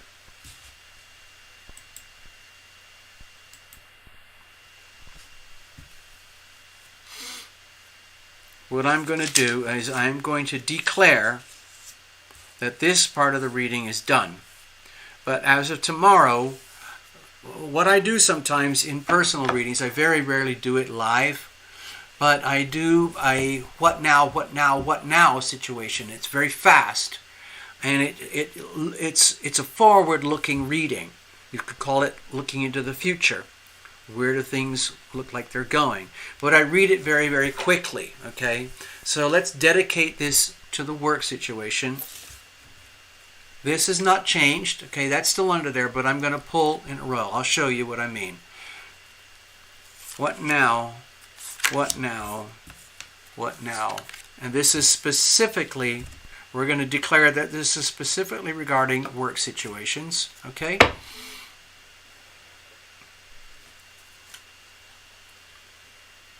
Because otherwise I'm going to have to pull a whole new reading. You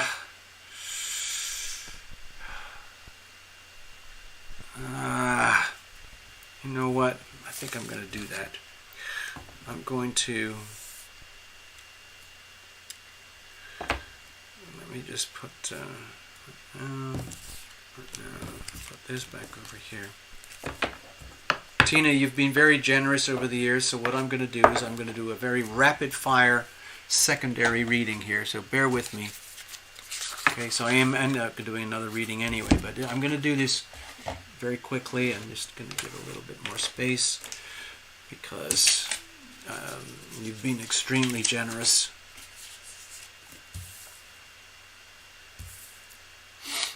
Okay, so now these are already well shuffled, but I'm going to do a quickie live for you so you're a witness. So what kind of messages do we have here tonight for Tina regarding work dynamics, okay? Because we're doing like a double-duty reading here. I was going to do the extension, but I think we deserve to do a whole new mini reading. Same spread, different deck, okay? Completely different storyline, different questions, okay? Different matters. So regarding work, what kind of messages do we have for Tina? Starting right now, basically Monday, work next week. What's going on with the work situation? What kind of messages do we have here for Tina? Now, of course, you've got stuff in your brain and your feelings and whatever already. But when we do these readings, typically what we do is we uncover stuff that's not already completely known.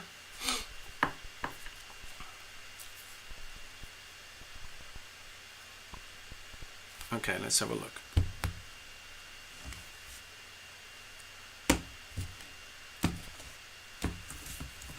Oh, kapoof. Sorry, don't reinterpret that. What I'm going to do is shuffle, okay, if you don't mind.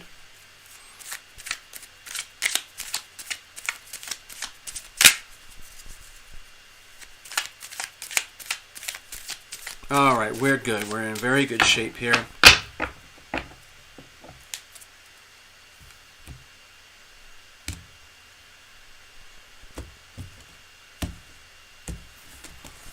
All right.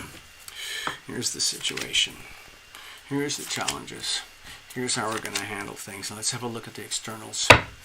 Okay, so with the Two of Swords here, part of it, my feeling is that you're kind of...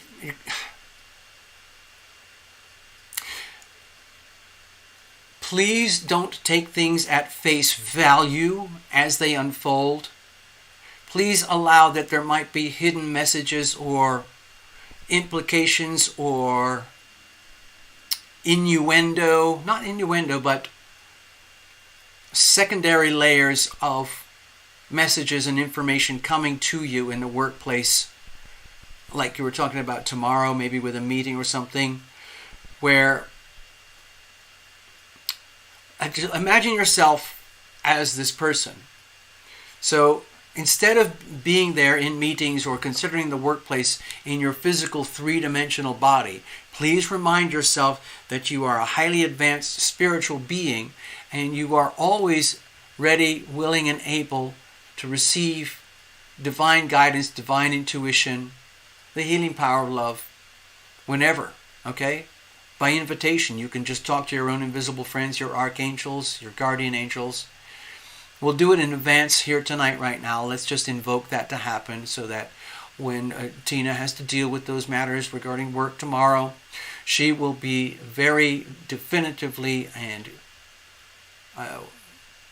guided and protected and receiving divine guidance and divine information above and beyond the three-dimensional communications. In other words, events will happen, words will be exchanged in one way or another, but there might be layers of meaning inside the words that are not apparent or obvious at first, or there might be hidden meanings, or there might be they might be saying one thing with their words but meaning something different, maybe something subtle, and you have to be prepared to interpret that. I'm not saying be paranoid or anything, but be prepared to discern the truth. Like, they might come out with words in a certain way that they think means one thing, but you know damn well it means something else because your intuition and guidance tells you. Okay, let's have a look at the situation itself. Okay, we've got the Nine of Pentacles again here. Necessary had that earlier. So again, don't forget your own awesomeness, okay, Tina?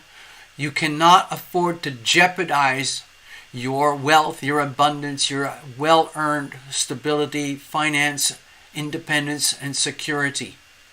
This is extremely valuable. And depending how things go with the work, you cannot allow your health. If you think of this in terms of assets and resources, that would include things like money, talents, gifts, time, energy, health. Think of 9 items in your life that are very, very valuable. The dogs, property, stability, peace and quiet, time for yourself to daydream and meditate in your new home. How does that relate to the workplace? Is the workplace ultimately good for you or detrimental? Do not allow your existing independence and abundance to be threatened. It's very neat to be aware of how fortunate you are, and you do not want to risk any of that or jeopardize any of that, okay? Now let's have a look. What's the problem here? Okay, so with the Queen of Pentacles, because things might be up in the air regarding work, maybe there's actually some kind of financial increase for you along the way. But is it real or is it not real? If there is a chance for increases or financial stability, what are the conditions that come with it? Is it actually worth it? The Queen of Pentacles is the master, almost like the King of Pentacles, the master of material abundance and ownership and stewardship of worldly abundance. And so it's very important to be aware that you have tremendous abundance and you must not allow it to be undermined or threatened. Like if something happens where maybe there's a good offer or an improvement in the work situation, but if it translates into dramatically increased stress that affects your health, then you have to figure out, is it actually worth it? Okay, that could be a problem. Let's have a look. Let's keep going. How are we going to deal with this going forward in the workplace? Okay, hold on tight. It's all about the money, honey. Dear Tina, what really, really counts is you, your own money, your own talents, your own natural gifts, your own natural resources. And when it comes to the Four of Pentacles, don't look at the grumpy face here, but it's very much about protecting your own castle, your own, and everything that exists already in your world of abundance, home, finance, stability, wealth, material goodness. It's incredibly important that you hold on tight, okay? Because you're going to need that for the future when it comes to, let's be optimistic, your new home. So, to me it looks like the workplace situation is kind of ambivalent. In other words, maybe things are good. Maybe there's opportunities going forward. Maybe there's a chance to increase your abundance. But to me it looks like there's a question, like, is it worth it? I mean, it's great to have money and more money and more money. And you need more. You need money to run a household, own a home, maintain a home, remodel a home, and so on. But what are the material, physical conditions that come with it? Okay, so this looks up in the air to me, and the message is very loud. Like, you've got to protect your money, protect your finances, protect your health, protect your assets, your resources, your home first. So be optimistic. Go in. And listen to what goes on, whatever the situation is happening there, and then take it home, and I would sleep on it. Give yourself, in other words, okay, let's let that reading, the reading's over, okay? So whatever happens with the meetings and the work situations, it might be prudent to kind of go, okay. Okay, all right, I understand everything that's on the table here. I need to sleep on it. I need 24 hours. I need rest. I need to digest. I need to understand the full implications of what's going on here. And then I'll get back to you. Take charge. Be the boss. Let them know. Okay? If they're pressuring you for something, like they want a decision now, a signature now, no. It's very important, like, you take charge, you take ownership, because there might be hidden agendas that don't come out till later. It's very important that you're fully appraised of any implications that come with the work situation. The only thing I'm sensing here is, like, if it involves good money or better money, what are the conditions that come with it? And is it worth it? Just something to think about. Okay, so I hope my notes helped you, Tina. Thank you so much. You know what? We're going to wrap it up really fast here because I got a lot of stuff to do. And it's been great. I've loved hanging out with you. I went on and on and on with my astrobabble, but I couldn't help myself. There's very, very big, important stuff happening right now. So I'm going to check out. I'm going to play a song.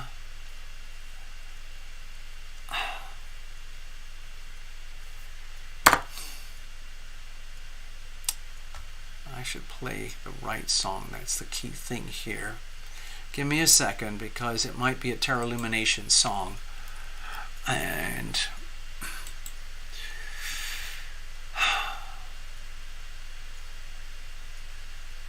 I'm going to play Chasing Rainbows.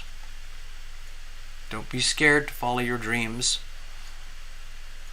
Listen to divine inspiration and allow yourself to receive divine inspiration.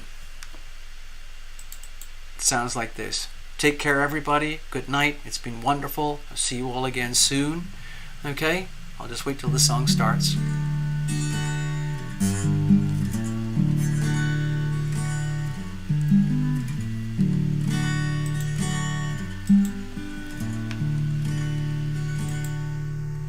Sun's rays shine upon me. Clouds are shifting, storms are clearing. Step out from your shadow and listen to the voices that you are hearing. There's a pot of gold standing there below. You're not wasting time chasing rainbows.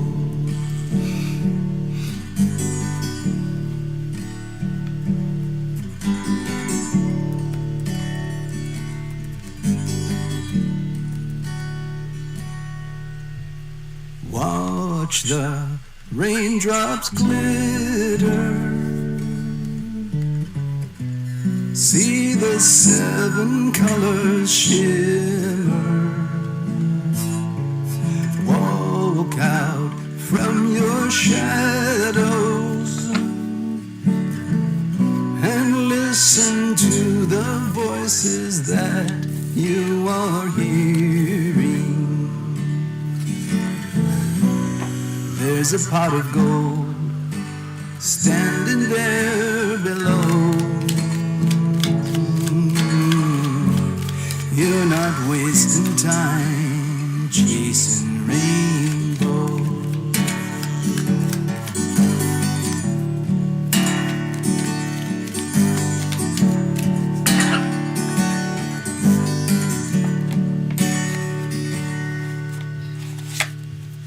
May the spirits shine upon you in return for what you've given, and light the world around you, and cast the rays of hope that make it worth living. There's a pot of gold standing there below.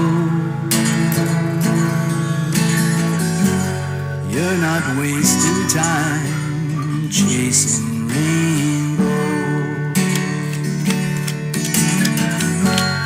You're not wasting time chasing rainbows. You're not wasting time chasing your rainbow. You're not wasting time chasing your rainbow.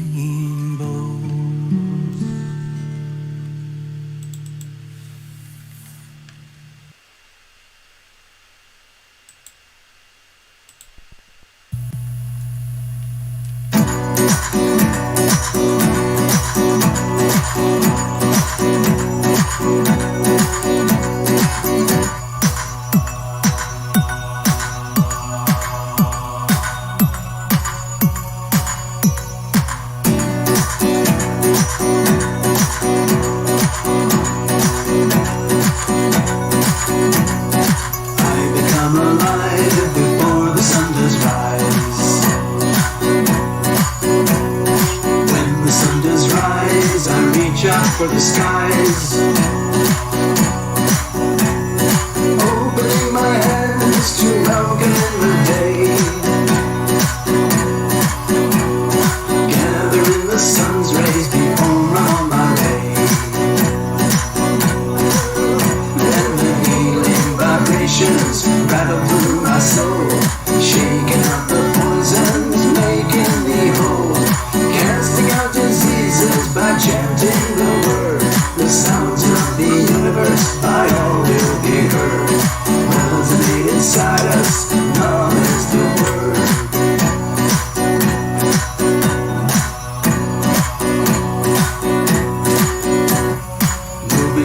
day, pray no accidents arise.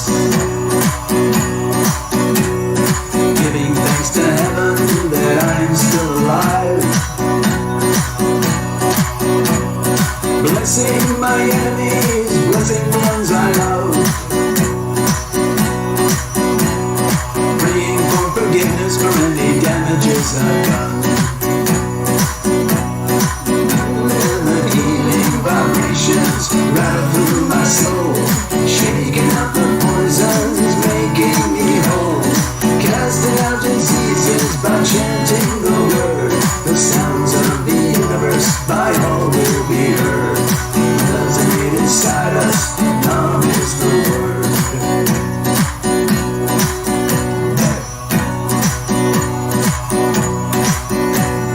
Now the day is done and moon is on the rise. My trials and tribulations all bottled up inside. I summon in the numb as I reach up for the skies. I command all fear and shadows be gone before my eyes. And the healing vibrations rattle through my soul, shaking out the